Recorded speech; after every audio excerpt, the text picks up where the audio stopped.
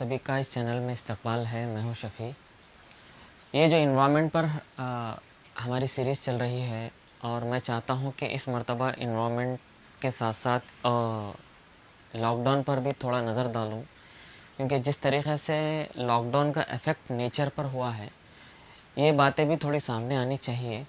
Corona virus से जो दुनिया परेशान है इस वक्त, इस बीमारी ने सारी दुनिया को अपनी लपेट में ले लिया और मैं समझता हूँ कि तकरीबन सारे ममालिक इस बीमारी का शिकार हो चुके हैं कमोबेश। और कुछ ममालिक तो ऐसे हैं जो कि डेवलप कंट्रीज़ थे, जो कि बहुत ही लेस थे मेडिकल के मामले में। वहाँ पर ये इस बीमारी की वजह से कई अमवात हो रहे हैं। अमेरिका जैसे सुपर पावर कंट्री के अंदर इस बीमारी ने बहुत मजबूती से जड़ पकड़ लिया है और तकरीबन 17 अप्रैल की न्यूज़ है कि वहाँ पर एक दिन में तकरीबन 4,500 लोग मर जाते हैं इस बीमारी के कारण। इस बीमारी की वजह से जो लॉकडाउन हुआ, एक तरफ तो इकनॉमी बर्बाद हुई है कई ममालिक की, तो दूसरी जानिब गरीब तबका बर्बाद हुआ है। ना ही गरीब तबका बल्कि इस बीमारी ने सबको परेशान कर रखा है। जब यूके के प्राइम मिनिस्टर बोरिस जॉनसन को इस बीमारी ने घेर लिया और वो हॉस्पिटलाइज हुए थे इस बीमारी की वजह से, और वहाँ के हेल्थ मिनिस्टर, यूके के हेल्थ मिनिस्टर को ये बीमारी लग चुकी थी, तो इस मौके पर सारी दुनिया दंग हो चुकी थी। जो इतनी सिक्योरिटी में रहते हैं, जिनका इतना अच्छा ख्याल रखा जाता है, वहाँ तक ये बीमारी पहुँच चुकी है। लॉकडाउन की वजह से इस वक्त जो दुनिया के हालात हैं बहुत ही मायूस कुन हैं। और कुछ न्यूज़ेस ऐसी आई है कि दिल को एकदम धक्का पहुंचा है कि कुछ मज़दूर हज़ारों किलोमीटर सिर्फ इसलिए चलकर जा रहे हैं कि वो अपनी फैमिली के पास पहुंच जाए, और जिनमें से कई लोगों की जानें भी चले गई। दोस्तों और साथियों, हम खुशकिस्मत है कि हम अपनी फैमिलियों के साथ हैं और हम घरों में रहें और इस लॉकडाउन का पूरा असर होने दे, ताकि ये बीमारी यहाँ से चले जाए और दुनिया पलटकर उस खुशहाली की तरफ फिर से लौटे। लेकिन दोस्तों, इस परेशानी में, इस बीमारी की वजह से, एक वबा की वजह से कुछ पॉजिटिविटी भी हमें नज़र आई। हमें उस पर भी नज़र डालना चाहिए। इन्वायरमेंट को जो फ़ायदा पहुंचा है लॉकडाउन की वजह से, दोस्तों और साथियों, इंडस्ट्रियल रेवोल्यूशन के बाद से हमने दुनिया में सहूलत के लिए कई मशीनें बनाई और कई टेक्नोलॉजी ईजाद की, और इससे इंसान को फ़ायदा पहुंचता गया। दोस्तों, इस फ़ायदे के साथ साथ कुछ नुकसान भी पहुंचता गया और एक तरफ सारी दुनिया मशीनरी के पीछे भाग रही थी, टेक्नोलॉजी के पीछे भाग रही थी, तो इस सरज़मीन पर कुछ लोग ऐसे थे जो इसकी वजह से जो नुकसान हो रहा है उस पर वो नज़र डाल रहे थे, और उन्होंने जो काम किया वो काबिल तारीफ़ है। वो जो फ़िक्र ज़ाहिर की उन्होंने, वो काबिल तारीफ़ है। जैसा कि 1989 में मॉन्ट्रियल प्रोटोकॉल बनाया गया था, जो कि ओज़ोन लेयर का जो छेद हो रही थी, ओज़ोन लेयर के अंदर ख़राब हो रही थी वो, तो उसे रिकवर करने के लिए मॉन्ट्रियल प्रोटोकॉल बनाया गया था 1989 में।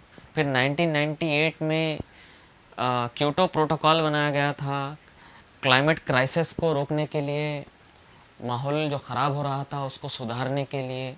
उसके बाद फिर 2015 में पेरिस एग्रीमेंट बनाया गया, जो कि कार्बन को कम करने के लिए, कार्बन को डिक्रीज़ करने के लिए, जिसकी वजह से इन्वायरमेंट ख़राब हो रहा है, जिसकी वजह से ग्लेशियर्स पिघल रहे हैं, ओज़ोन लेयर ख़राब हो रही है, तमाम चीज़ों को सामने रखा गया था। यही नहीं, 95 से कॉन्फ्रेंस ऑफ पार्टी के नाम से, कॉन्फ्रेंस ऑफ पार्टी के नाम से कॉन्फ्रेंस हो रही थी। सबसे पहली जो कॉन्फ्रेंस थी जर्मनी में, बर्लिन में हुई थी, और 25 साल तक ये कॉन्फ्रेंस हर साल चलती रहती है, और आखिरी जो हुई लास्ट ईयर मैड्रिड स्पेन में हुई है ये। और इस साल जो होने वाली थी वो पोस्टपोन हो चुकी है, क्योंकि कोरोना वायरस की वजह से इस साल COP26 नहीं होने वाली है और बाद में होने वाली है। दोस्तों, ये तमाम लोगों का मकसद एक ही था कि इस सरज़मीन से कार्बन को ख़त्म किया जाए, कार्बन को डिक्रीज़ किया जाए और माहौल को खुशहाल बनाया जाए, इन्वायरमेंट की हिफाजत की जाए, बायोडाइवर्सिटी की हिफाजत की जाए, ग्लेशियर्स की हिफाजत की जाए। और तकरीबन कई ममालिक ने इसकी हामी भरी, लेकिन कुछ ममालिक ने तो ज़ीरो कार्बन बिल पार्लियामेंट में पेश कर दिया, लेकिन दूसरे जो ममालिक थे जिससे सबसे ज़्यादा कार्बन का अखराज होता है, वो ममालिक हमेशा से ही इन चीज़ों से दूर रहते गए। आप देख सकते हैं जिसमें चाइना है, जिसमें अमेरिका है, जिसमें इंडिया है, जिसमें रशिया है और ना जाने कई ममालिक हैं कि वो लोग ऐसी चीज़ों से अपने आप को दूर रखते गए, जबकि सबसे ज़्यादा कार्बन इन्हीं कंट्री से फैलता है।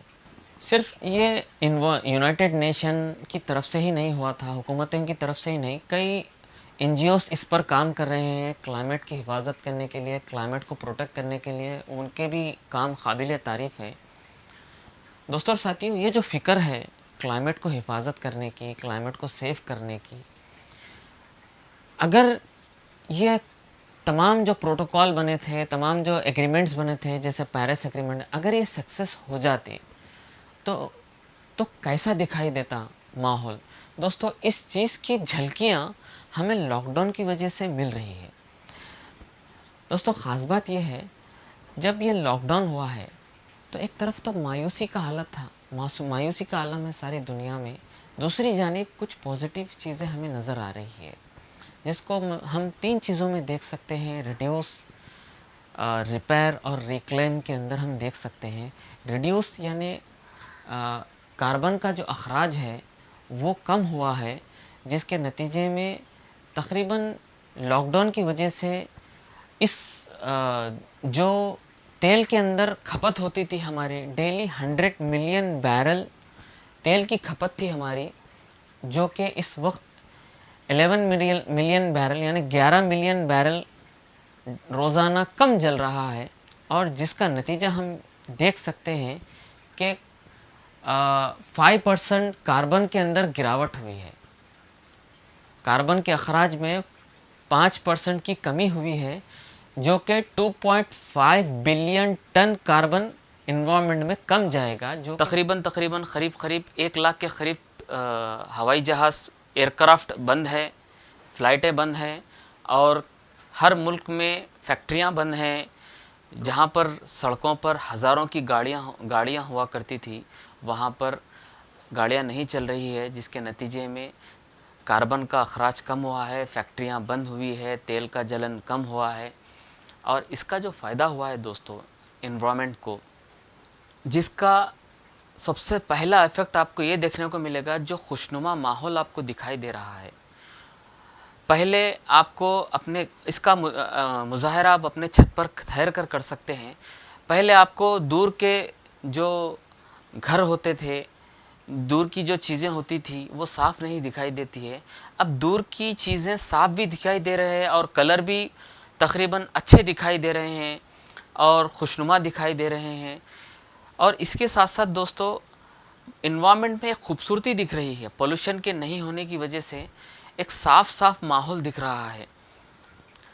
जालंधर से हिमालय पर्वत, जो कि 215 किलोमीटर के कुछ आसपास है, वो सीधे जालंधर से दिख रहा है। हिमालय पर्वत जो कि कई सालों से नहीं दिख रहा था, इस पोल्यूशन के रिडक्शन की वजह से, अखराज के कमी होने की वजह से वहाँ पर हिमालय पर्वत बआसानी से दिख रहा है। यही नहीं, कुछ सीनरीज तो ऐसे दिख रहे हैं हमें कि ऐसा लग रहा है कि हम कोई दूसरे कंट्री, यूरोपियन ममालिक में खड़े हुए हैं। दोस्तों और साथियों, जब पोल्यूशन कम होगा, गाड़ियों का चलना कम होगा, कार्बन डाइऑक्साइड, नाइट्रोजन ऑक्साइड कम जाएगी इन्वायरमेंट के अंदर, तो इन्वायरमेंट खुशनुमा दिखेगा, सेहतियाब रहेगा। जो कि आप देख सकते हैं, ये चंद ममालिक है जहाँ पर नाइट्रोजन ऑक्साइड के कम होने से, कार्बन के अखराज के कम होने से ये ममालिक के अंदर आप ये मैप देख सकते हैं कि कितनी कमी आई है ये लॉकडाउन की वजह से।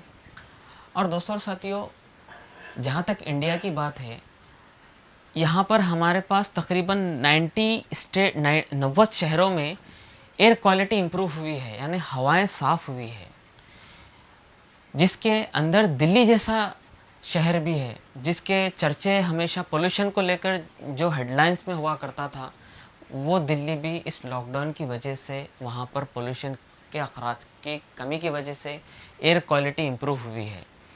दोस्तों और साथियों, ना ही सिर्फ एयर क्वालिटी बल्कि गंगा नदी, जिसको साफ़ करने के लिए ज़माने से हम कोशिश कर रहे हैं, आज गंगा नदी का पानी नहाने के काबिल हो चुका है। और ना ही गंगा बल्कि यमुना नदी, जहाँ पर ठहरने, अगर आप ठहरते थे तो वहाँ पर एक बू आया करती थी, लेकिन अब अगर वहाँ पर आप ठहरेंगे तो वहाँ से सौंधी सौंधी खुशबू आ रही है। दोस्तों, ये जो रिड्यूस हुआ है कार्बन, ये जो फैक्ट्रियों का अखराज जो रिड्यूस हुआ है, जो अखराज के अंदर जो कमी आई है, इसे हमें सामने रखना चाहिए, इसे गौर करना चाहिए कि हम आने वाले मुस्तकबिल के अंदर किस तरीक़े से इसी तरीक़े का जो हमें झलकियाँ दिख रही है, हकीकत में ये पूरी कंप्लीट इन्वायरमेंट को हम कैसे कर सकते हैं। इसको मैं समझता हूँ कि आने वाली नस्ल के लिए एक बड़ा टारगेट है, जो कि उम्मीद है कि वो पूरा किया जा सकता है। ग्रीन हाउस गैसेस का जो मामला है, जिससे ग्लेशियर्स पिघलते हैं, जिससे एनवायरनमेंट को थ्रेट हो रहा है, ग्रीन हाउस गैसेस के अंदर लगभग करीब 20 to 25% कमी आएगी इस लॉकडाउन की वजह से, क्योंकि फैक्ट्रियां क्लोज़ है, गाड़ियां नहीं चल रही है, कई कारखाने बंद हैं जो पोल्यूशन पैदा करते थे, जो कार्बन डाइऑक्साइड पैदा करते थे, जो नाइट्रोजन ऑक्साइड पैदा करते थे, वो सारे बंद हैं। दूसरी चीज़, रिपेयर हो रहा है इन्वायरमेंट, ओजोन लेयर रिपेयर हो रही है, जो कि 1989 से इसके लिए कोशिश जारी है। मॉन्ट्रियल प्रोटोकॉल इसी के लिए बनाया गया था। आज वो ओजोन लेयर रिपेयर हो रही है। और तीसरी चीज़ है, रिक्लेम कर रहा है, नेचर अपने आप को रिक्लेम कर रहा है। दोस्तों और साथियों, परिंदे अपने मुकाम को फिर से वापस आ रहे हैं, जो कई सालों से उनका आमद बंद हो गई थी, जिसको हम छोटी सी जो चिड़िया हुआ करती थी हमारे बचपन में हम देखते थे, अभी भी दिखाई देती है, जिसको खानचोड़ी कहते हैं, और इंग्लिश में उसे शायद फैमिली स्पैरो कहते हैं। वो अक्सर हमारे घरों में घोंसले बनाया करती थी। और इस वक्त कई शहरों में बढ़ते हुए पोल्यूशन की वजह से वो चिड़िया चली गई थी, अभी फिर से वो वापस आ रही है। समंदर पर जो समंदर के करीब परिंदे आकर ठहर रहे हैं, समंदरी जानवर किनारों के करीब आ रहे हैं। तो दोस्तों और साथियों, ये इस बात को बता रहे हैं कि इस ज़मीन के हकदार सिर्फ इंसान ही नहीं, तमाम हयात है जो इस दुनिया में, इस सरज़मीन पर, कुर्रे अर्ज़ पर रहते हैं। दोस्तों, क्यों ऐसा होता है हमेशा, जब कभी हम इकोनॉमिकली डेवलप्ड होते हैं तो इन्वायरमेंटली डिक्रीज़ होते हैं हम, यानी जब भी हम माशी लेवल पे मजबूत होते हैं, माशी लेवल पे कोई ममालिक मजबूती की तरफ दौड़ता है, तो वहाँ पर इन्वायरमेंट, माहौलियात को नुकसान पहुँचता है, कुदरत को, नेचर को नुकसान पहुँचता है।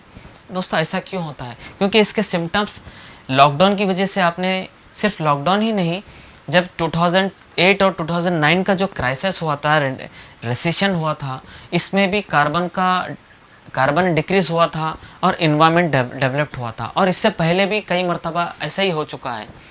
दोस्तों, इसकी वजह यही है कि हमने अपना पूरा दारोमदार फॉसिल फ्यूल पर रख दिया, तेल पर रख दिया, जिसके नतीजे में जब कभी हम कोई डेवलपमेंट लाते हैं, तो मशीनरीज लाते हैं, तो उसमें तेल का इस्तेमाल होता है।